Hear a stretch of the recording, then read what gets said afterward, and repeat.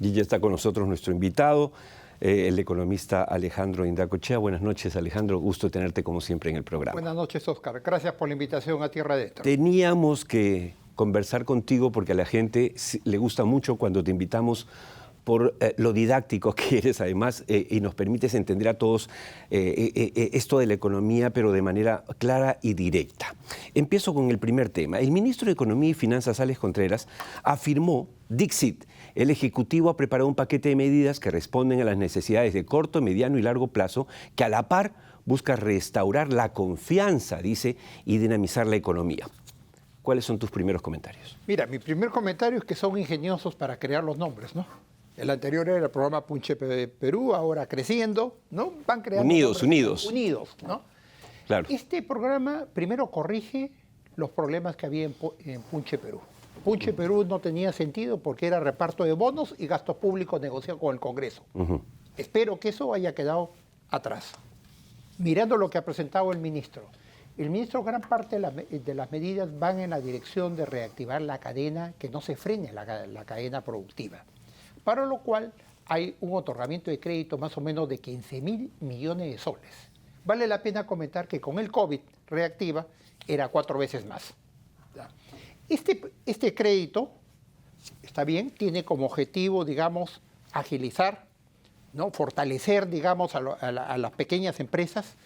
Mi única salvedad es la siguiente. Primero necesitaríamos saber qué ha habido con reactiva, claramente. ¿Qué hemos hecho bien?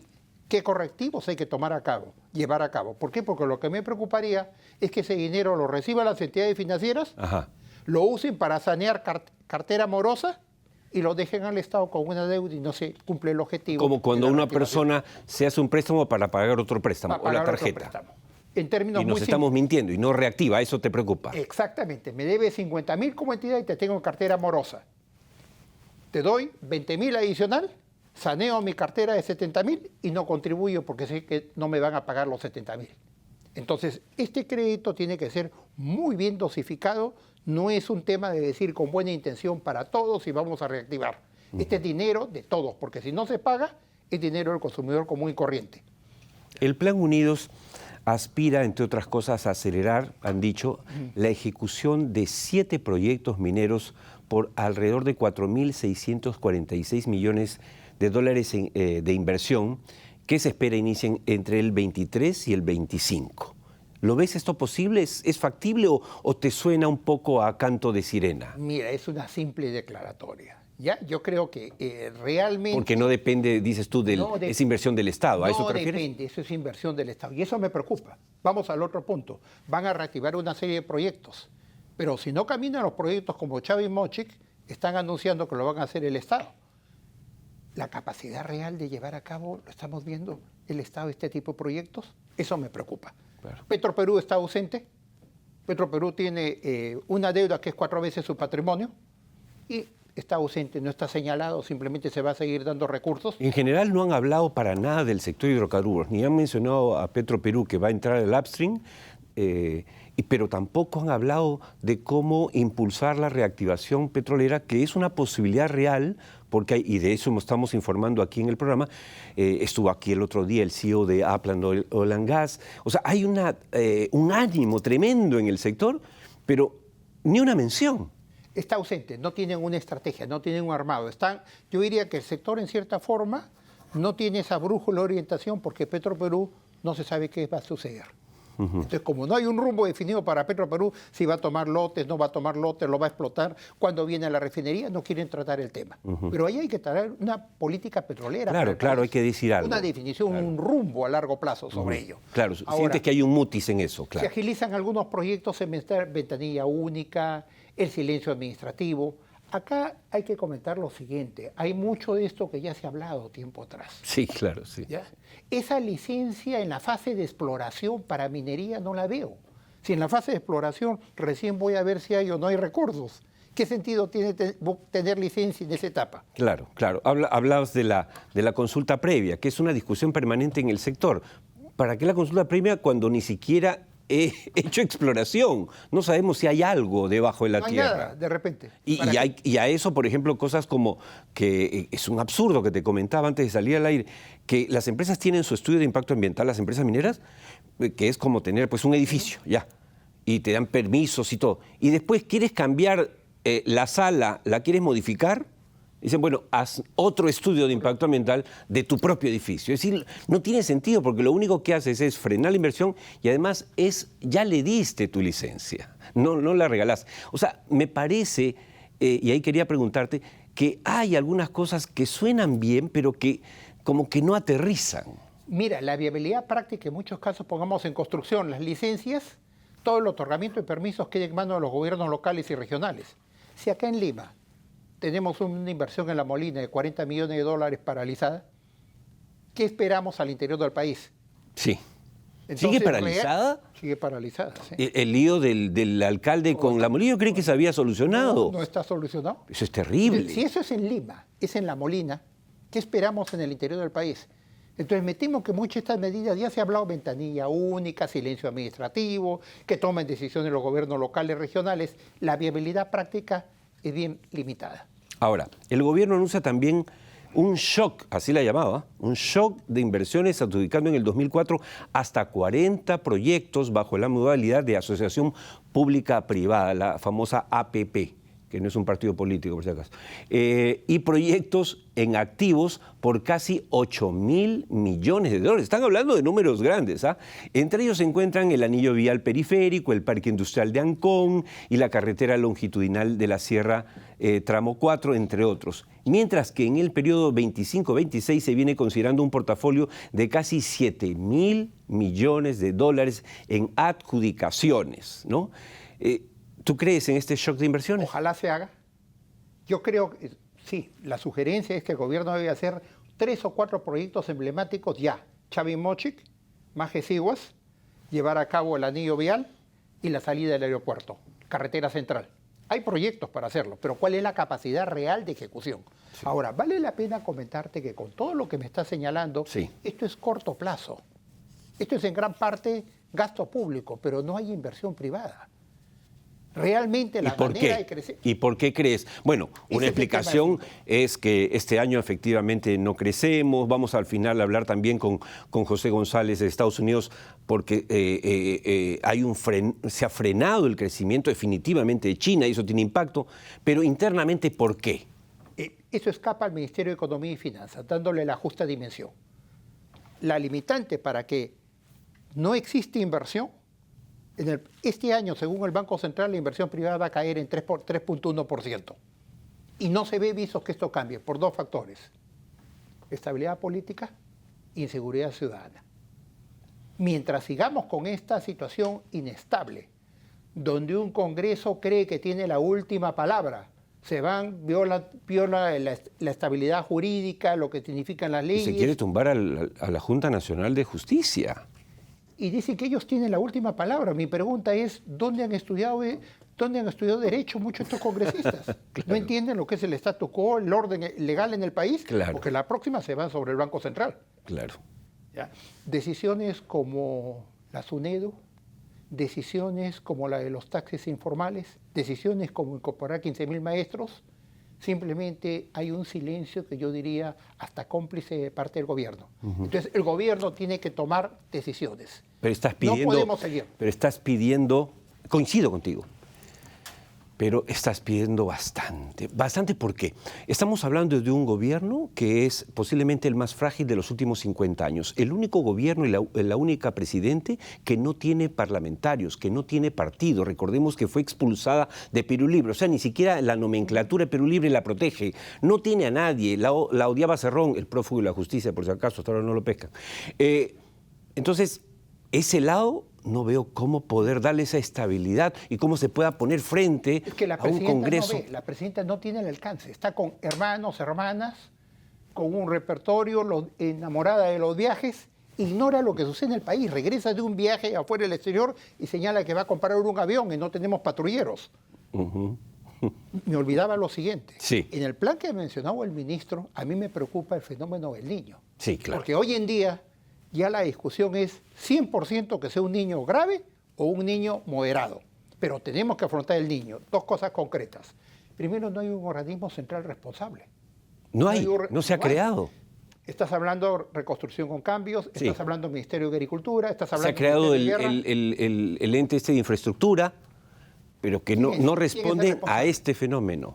Al día de hoy, que lo publicó el fin de semana el MEF, la ejecución en los gobiernos locales y regionales para los gastos del niño no llega al 40%. ¿Qué esperamos? Tenemos que actuar en esta crisis. El gobierno debería llevar una propuesta al Congreso para que le apruebe una ley que cuando no actúen los gobiernos locales y regionales en una situación de crisis hay una potestad para actuar sobre ello. Claro. Entonces ahí hay un vacío. Hay un vacío. Hay un vacío, no hay un actuar. Ahora, vale la pena comentar que este proyecto va a ser llevado al Congreso. Ajá. ¿Eso que se ha anunciado no es ya que ya lo voy a hacer? No, por eso lo han expuesto en el Congreso. Y eso me preocupa, porque los congresistas no van a ver alcance, es un Congreso autista, está preocupado en sus propios en sus viajes al exterior, Sí, claro. sus prebendas, sus bonos, ¿no? Y Sin no ofender real- a los autistas, cuidado, sin ofender a los autistas, pero efectivamente que es una enfermedad. Pero lo que quiere decir, pues nuestro invitado obviamente que está retraído, que es aislado, y además, pero además eso es benévolo, ¿no? Ojalá fuese así. Más bien estamos hablando de un parlamento gangsteril, con intereses subalternos, pero clarísimos, que dijo voy a tumbarme a la SUNEDU, me la tumbé, quiero tumbarme, ¿no es cierto?, a la Junta Nacional por no sé qué, porque para defender a la fiscal que está persiguiendo a los que están persiguiendo a la corrupción es una cosa de locos. Increíble. No se entiende. Lo de la SUNEDU, pongamos. Hemos visto la fábrica de títulos, ¿no?, que se otorgan. Sí. Las universidades Bamba nuevamente. Sí. Los investigadores que obtienen creencias falsas. Claro, o sea, se ha institucionalizado a Zángaro. Este Congreso ha hecho de a Zángaro la Universidad del Perú. Y estamos hipotecando la educación del futuro. Y Sin ahora, educación no vamos a poder avanzar. Y antes que se nos vaya el tiempo, mencionaste el tema de la inseguridad, que es otro tema muy difícil. Tienes la razón, pero ¿cómo? Pero ese tema es grave, Oscar. Mira, conozco el caso de una inversión minera en el país que están discutiendo en el exterior qué incentivos dan para que venga un CEO a Perú. Fuera que va a venir con ¿Por el toda la tema de protección, seguridad, dices tú? guardaespaldas, tema de seguridad. No quieren venir a Perú por el tema de seguridad, lo que sucede hoy en día. Y lo grave de la seguridad ciudadana es que está afectando al final de la cadena que ellos quieren reactivar. Al pequeño restaurante de menús, al distribuidor de gas, ¿ya?, a la pequeña bodega con lo que es la coerción y el chantaje. Y no vemos, no hay. Acá no hay resultados concretos. Estamos tomando el mal menor, pero no hay resultados concretos en lo que implica seguridad ciudadana. Se hablaba de un plan Boluarte que no existe, no hay con lo del niño, no vemos el actuar con el niño y vemos hoy día la recesión, ¿no?, que viene. Porque esto va a ser transitorio, es una reactivación que está planteando el MEF exclusivamente con gasto público y buena intención. Pero el gasto público no es sostenible. Al igual que tú, me he leído con detenimiento las 25 propuestas, que además realmente están enunciadas de una manera muy simple, se entiende y entiendo, señor ministro de Economía, entiendo lo que están haciendo, la brevedad, pero no sé, encuentro que hay muchos buenos deseos y mucho enunciado y poca precisión en cómo hacerlo, salvo menciones, por ejemplo, como pasar el programa Impulso Mi Perú de 5.000 a 15.000 millones de soles. Eso es algo concreto, ¿no es cierto?, que sí depende del Estado, justamente para evitar que se rompa la cadena de pagos o se interrumpa. También el Fondo para la Recuperación del Sector Agropecuario, que financiará el agro hasta por 1.000 millones de soles para mitigar los efectos del niño. Hay algo muy puntual. Pero después hay cosas como vamos a ¿Cómo se va a apoyar. otorgar ese crédito para reactivar los efectos del niño, ¿no?, a nivel de los pequeños ¿Cómo dices tú? agricultores? ¿Cómo? Claro, tú sabes que No al hay ese final cómo. se falla en ello. Exacto. ¿Ya? Al final es la ejecución, ¿cómo lo Exacto, hacemos? exacto. ¿Realmente llega a quienes realmente lo necesitan? Se menciona que hay 1,5 millones de ninis. A buena hora que se hayan dado cuenta de eso, que explica la ola también de inseguridad ciudadana. Tenemos 1,5 millones de jóvenes que ni trabajan ni estudian. Tenemos que darle una opción viable. Crecer a 1,5%, 2%, Oscar, no es sostenible para el país. Si crecemos al 2% en 20 años, seguimos igual de pobres, con 20% de pobreza. Tenemos que crecer a un ritmo de 4 o 5%. Recién ahí vamos a generar bienestar. Y para crecer a eso, estabilidad política sí. y combatir la inseguridad ciudadana. Sí. Pero volvemos al tema, que son dos temas fundamentales, que todo empresario que nos está viendo, pequeño, grande, mediano, coincidirá, pero qué difícil, Dios mío, qué difícil con un gobierno absolutamente frágil, que le hace bu y se asusta, porque claro, el Congreso es un Congreso matonesco hoy, ¿no es cierto? Pero no puede tener un silencio cómplice, porque el gobierno está teniendo un silencio cómplice, no dice nada, es totalmente ausente. Hoy día hay que tomar decisiones. Claro, dices tú, que no se pelee, que no haga bravuconadas con el Parlamento, pero que tampoco se ponga en una esquina. Pasar. Claro, Todo lo que haga el Congreso, desmantela la SUNEDU, vulnera el orden jurídico, incorpora 15.000 profesores, no dice nada sí. el gobierno. Sí. Y esto no es sostenible. 2 años y medio en esta forma, con un Congreso como el que tenemos, y un gobierno, un ejecutivo que está totalmente ausente, evidentemente vamos a estar en problemas y las cosas se van a complicar. Entonces, resumiendo, y creo que has sido muy claro en tus opiniones, en ver los claros y oscuros de esta propuesta que reconocemos ambos que es bien intencionada y que hay que hacerla. Ok, pero digamos, ¿qué debería hacer el gobierno, este frágil gobierno, para que con Plan Unidos o sin Plan Unidos se reactive la economía nacional? 2 temas. La parte política, estabilidad política. No podemos seguir en esta estabilidad permanente y tomar un actuar directo con el Congreso, no mantener un silencio, digamos, en el cual permite todo. Y la segunda, la inseguridad ciudadana. Con esos 2 soportes y una definición clara, vamos a poder recuperar paulatinamente la inversión privada, que es la única que va a generar mediano para largo plazo y mejora de ingresos, crecimiento y empleo. Y está claro con el tema de la inseguridad, eso no quiere decir militarizar. Ya vimos lo que pasó. Advertimos que esa militarización era un absurdo, no tenía pies ni cabeza, y efectivamente han puesto a los pobres soldados ahí y siguen matando y secuestrando a vista y paciencia. No hemos aprendido nada, Alejandro, en la época que nosotros hemos vivido y sufrido del terrorismo.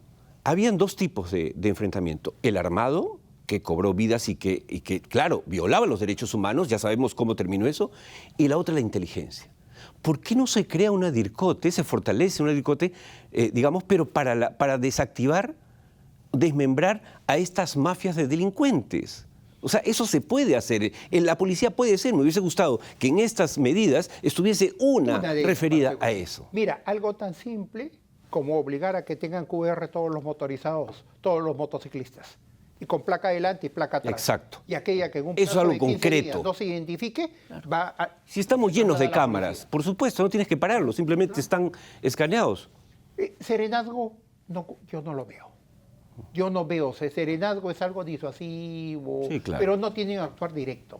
Claro. Y se necesita una reestructuración total, digamos, lo que implica las fuerzas policiales, ¿no? Y tomar un actual contra la inmigración, digamos, que ha entrado en la parte delincuencial, ¿no? Que es lo que está pidiendo la población. Esto está peor, esto está más complicado. Sí. Lo estamos viendo día a día en las calles. A los delincuentes en flagrancia, extranjeros, de inmediato afuera. No más discusión. Lo hizo Chile. Lo hizo Chile, los puso en la frontera. Por supuesto, no a los sospechosos, los flagrantes. Sí, los flagrantes.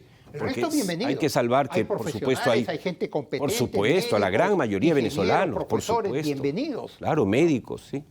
Pero ahí hay que actuar sobre esos 2 temas. Esos 2 temas son críticos. O sea, concretando, el MEF ha hecho una tarea que hay que reconocerla. Corrigió lo anterior. Pero esto es corto plazo. Es gasto público y nos va a dar un oxígeno momentáneo para inicio del próximo año. Interrogante con el fenómeno del niño.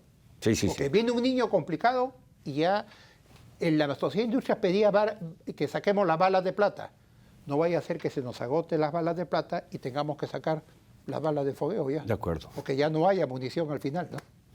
Bueno, con la claridad de siempre ha estado con nosotros el economista Alejandro Indacochea para darnos luces sobre qué podemos esperar de esta iniciativa gubernamental llamada el Plan Unidos. Ojalá que después no venga el Plan Juntos y el Plan ¿no? Arrimaditos. No queremos nombres, queremos hechos, queremos gestión. El país necesita eso y tiene la potencialidad para poder salir de este hoyo. Muchas gracias, Alejandro. Gracias a ustedes. Como siempre.